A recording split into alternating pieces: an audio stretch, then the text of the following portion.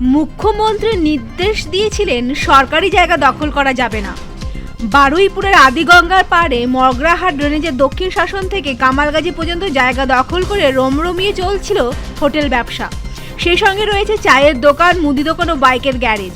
সোমবার বারুইপুরের পদ্মপুকুর থেকে অভিযান শুরু করে মগরাহাট ড্রেনেজ ডিভিশন ও বারুইপুর ব্লক প্রশাসনের বিপর্যয় দপ্তর। জেসিবি দিয়ে অবৈধ দোকান ভেঙে দেওয়া হয়। 17 কিলোমিটার এলাকা জুড়ে চলে অভিযান। পরে লোহার ফেন্সিং দিয়ে জাল দিয়ে দেওয়া হবে। এর জন্য 1,56,00,000 টাকা ধার্য করা হয়েছে। বর্তমানে পদ্মপুকুর থেকে স্মৃতিমহল পর্যন্ত অভিযান শুরু হয়েছে। এরপর বংশী বটতলা থেকে দক্ষিণ শাসন পর্যন্ত আদিগঙ্গার পার দখলমুক্ত করা হবে বলে প্রশাসন সূত্রে খবর। চায়ের দোকান এরকম তো প্রচুর দোকান রয়েছে, তারা ওখানে হঠাৎ করে ভাঙা শুরু হলো। আপনারা প্রশাসনের সঙ্গে কথা বলেন? হ্যাঁ, আমরা হচ্ছে গিয়ে স্পিকারের সাথে কথা বলতে গেছিলাম। উনি বললেন যে ভাঙা হবে সব, কামালগাজী থেকে শাসন পর্যন্ত সব ভাঙা হবে। আপনারা তো তাহলে আর্থিক ক্ষতির মধ্যে বললেন। এটা তো পড়ে গিয়েছি, এটা তো সরকার দেখুক আমরা কিভাবে আছি, কিভাবে চলছি। আমাদের সরকার তো আমাদের প্রতি স্নেহ দেখানো উচিত যে এই সময় আমরা কি করে খাবো।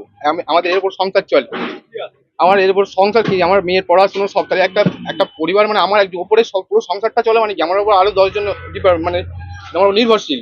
আমার যখন এই পেটের ভাত কেড়ে নিল মানে এখান থেকে কত বড় ক্ষতি আমার হয়ে গেল। দরকার ছিল, সেরকম কোনো কথা বলেই না, কোনো উচ্চারণই করেন না। আমার চায়ের দোকান। বারুইপুর থেকে উজ্জ্বল বন্দ্যোপাধ্যায়ের রিপোর্ট, পূবের কলম।